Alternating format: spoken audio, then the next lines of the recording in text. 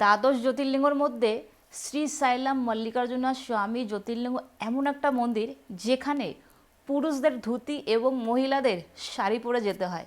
তো দেখো আমি পরে নিয়েছি শাড়ি।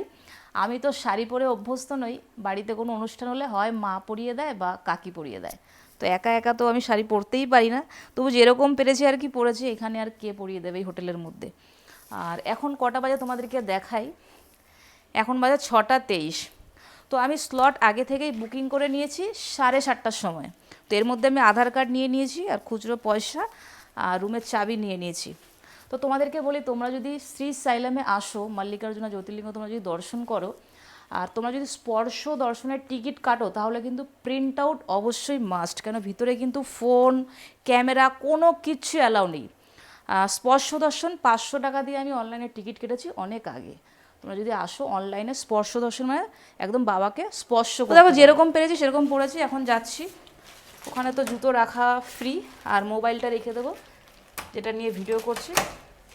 আচ্ছা, আর প্রিন্ট আউট করতে হবে সবার প্রথমে। আমাকে চলে যাই।